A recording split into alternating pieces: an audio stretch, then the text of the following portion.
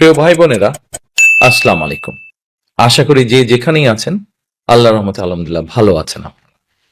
আজকে আপনাদের সামনে আমি একটি খুব গুরুত্বপূর্ণ বিষয় নিয়ে আলোচনা করতে চাইছি। অর্থাৎ আমার যে চিন্তা ভাবনা, সেই চিন্তা ভাবনাগুলো আপনাদের সাথে একটু শেয়ার করতে চাইছি। যে বিষয়টি বলবো এই বিষয়টি অনেক গুরুত্বপূর্ণ বিষয় এবং অনেক বিরাট বিষয়, কিন্তু সময় যেহেতু কম, সংক্ষেপে আপনাদের সামনে এই গুরুত্বপূর্ণ বিষয়টি সম্পর্কে আমার চিন্তা ভাবনা তুলে ধরতে চাই। বিষয়টি কি? নিশ্চয়ই অনেকে ভাবছেন বিষয়টির সাথে জড়িত আমাদের এই প্রিয় মাতৃভূমি বাংলাদেশের ভবিষ্যৎ, বিষয়টির সাথে জড়িত আমাদের ভবিষ্যৎ বংশধর বা ভবিষ্যৎ প্রজন্ম। নিশ্চয়ই ধরে ফেলেছেন অনেকে। জি, যারা ধরে ফেলেছেন তাদের জন্য বলছি, বিষয়টি হচ্ছে শিক্ষা। শিক্ষাই হচ্ছে জাতির মেরুদণ্ড।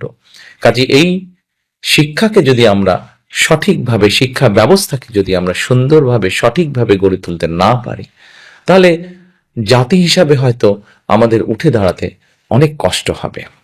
এই শিক্ষা ব্যবস্থাটির মধ্যে প্রথম বিষয়টি হচ্ছে প্রাইমারি শিক্ষা ব্যবস্থা। প্রাইমারি শিক্ষা ব্যবস্থাটাকে আমরা একটু সুন্দর করে গুছিয়ে সাজাতে চাই। দেখুন, আপনি যদি একটি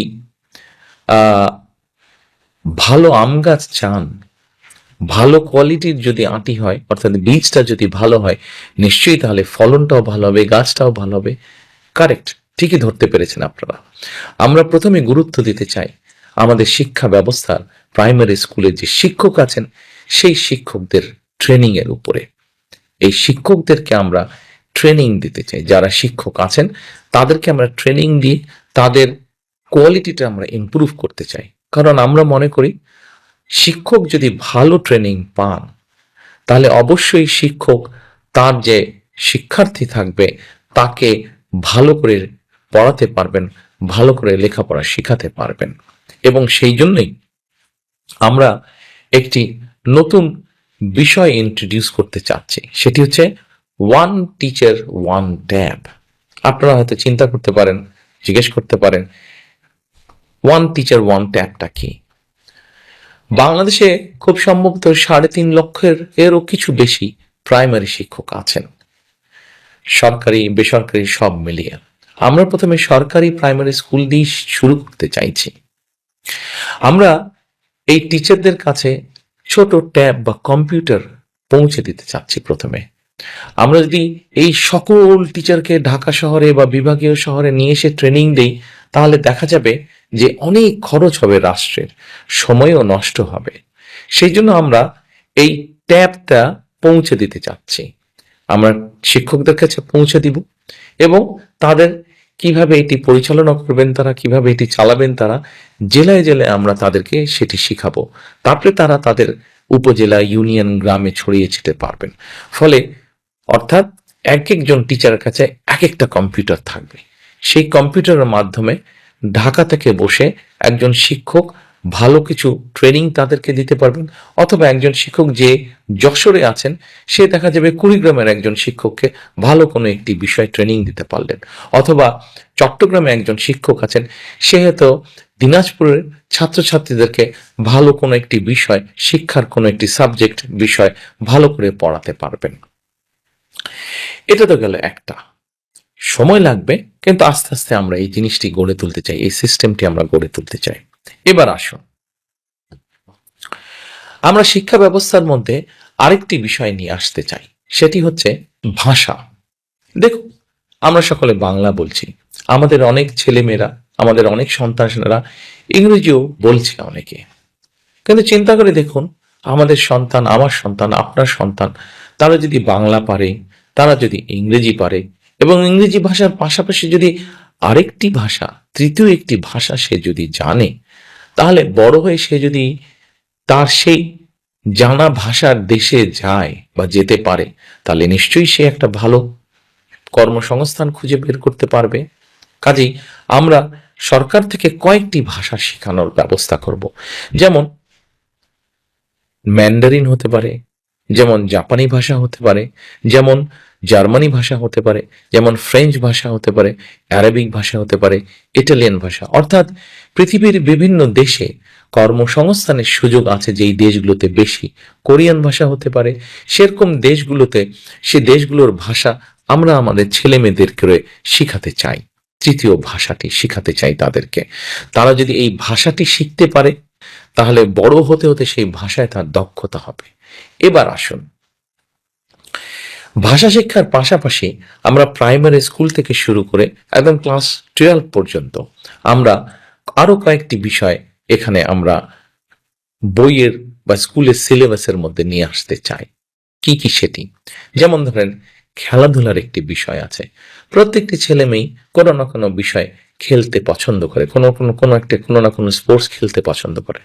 আমরা যেটি করতে চাইছি সেটি হচ্ছে যে আমাদের ছেলেমেয়েরা সাধারণত যে সকল খেলাধুলায় ভালো, কেউ হয়তো ফুটবল খেলায় ভালো, কেউ ব্যাডমিন্টন খেলায় ভালো, কেউ সাঁতারে ভালো, এরকম যারা যেই স্পোর্টসে ভালো, এরকম 6-7টি স্পোর্টস আমরা রাখবো স্কুল সিলেবাসের ভিতরে, এবং তাকে ওই খেলায় অংশগ্রহণ করতে হবে। যে ছাত্র ছাত্রী যে খেলাটি বেছে নেবে তাকে সেটিতে অংশগ্রহণ করতে হবে, এবং অংশগ্রহণ করাইলেই শুধু হবে না, সেখানে থেকে পাস মার্ক পেতে হবে।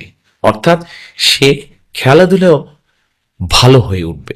যে সাঁতার পারে সে সাঁতারে ভালো হবে, যে ফুটবল খেলতে পারে সে ফুটবলে ভালো হবে, যে ক্রিকেট খেলে সে ক্রিকেটে ভালো, যে জোরে দৌড়াতে পারে সে দৌড় প্রতিযোগিতায় ভালো করবে। তার মানে দেখুন, আমাদের সন্তানেরা ইংরেজি ভাষা শিখলো, আমাদের সন্তানেরা একটি খেলাধুলায় ভালো করলো। এবার আসুন, আমরা আমাদের সন্তানদেরকে গড়ে তুলতে চাই যেমন ভালো খেলতে পারবে, তৃতীয় একটি ভাষা, দ্বিতীয় একটি ভাষা জানবে, একই সাথে তাকে আমরা বিভিন্ন রকম আরো আর্ট বা কালচার শেখাতে চাই।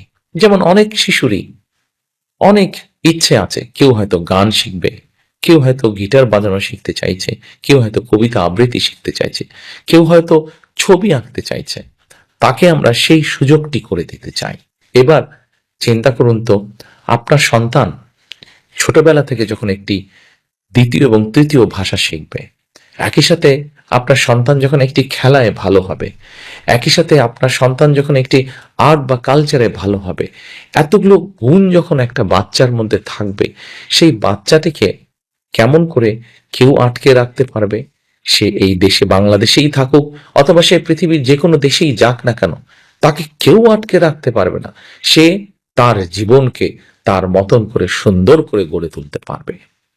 প্রিয় ভাই বোনেরা, আপনাদের অনেকের কাছেই হয়তো মনে হতে পারে যে আমি যে কথাগুলো বলছি আসলে কি এটা সম্ভব? অবশ্যই সম্ভব। পৃথিবীর বহু দেশ তাদের দেশের শিক্ষা ব্যবস্থাকে এইভাবে গড়ে তুলেছে। আরেকটি গুরুত্বপূর্ণ বিষয় এখানে আপনাদেরকে আমি উল্লেখ করতে চাই। যে বিষয়গুলো বলেছি সেগুলো তো আমরা করতে চাইছি, পাশাপাশি আমরা প্রাইমারি লেভেল থেকে ক্লাস 9 পর্যন্ত বিভিন্ন টেকনিক্যাল এবং ভোকেশনাল থিওরিটিক্যাল নলেজটা আমরা বাচ্চাদেরকে শেখাতে চাই, এবং ক্লাস 9-এর পর থেকে ক্লাস 12 পর্যন্ত তাদেরকে আমরা বিভিন্ন ভোকেশনাল এবং টেকনিক্যাল বিষয় প্র্যাকটিক্যাল নলেজটা আমরা তাদেরকে দিতে চাই। অর্থাৎ একটা বাচ্চা, একটা ছেলে বা একটা মেয়ে যখন ক্লাস 12 পার হয়ে যাবে তখন তাকে আটকে রাখা অনেক কঠিন হবে। তার মধ্যে অনেক কোয়ালিটি থাকবে, অনেক প্রতিভা থাকবে, যেই প্রতিভার কারণে তাকে কেউ, কোনো দেশ, কোনো জায়গায় কেউ আটকে রাখতে পারবে না। সে তার জীবনকে সুন্দরভাবে গড়ে তুলতে পারবে। প্রিয় ভাই বোনেরা, আমাদের শিক্ষা ব্যবস্থাকে আমরা কিভাবে গড়ে তুলতে চাই সেটি আপনাদের সামনে খুব সংক্ষেপে আমি আপনাদের সামনে তুলে ধরলাম। হ্যাঁ, আমাদের এই সুফলটি পেতে একটু সময় লাগবে, কিন্তু আমরা সকলে মিলে যদি চেষ্টা করি, আমরা সকলে মিলে যদি আমাদের আগামী প্রজন্মকে, ভবিষ্যৎ প্রজন্মকে এভাবে বিভিন্ন প্রতিভা দিয়ে গড়ে তুলি, তাহলে আজ না হোক কাল, কাল না হলে পরশু, না হলে তো অবশ্যই তার পরের দিন ইনশাল্লাহ আমরা একটা অনেক শক্তিশালী, প্রতিভাবান একটি দেশ আমরা গড়ে তুলতে সক্ষম হব। আসুন, আমরা সকলে মিলে যদি চেষ্টা করি, আমরা সকলে মিলে যদি কাজ করি, তাহলে অবশ্যই আমরা আমাদের সেই প্রত্যাশিত বাংলাদেশ গড়ে তুলব। সেজন্যই কিন্তু আমি বলি, করব কাজ, গড়ব দেশ, সবার আগে বাংলাদেশ। আল্লাহ হাফেজ।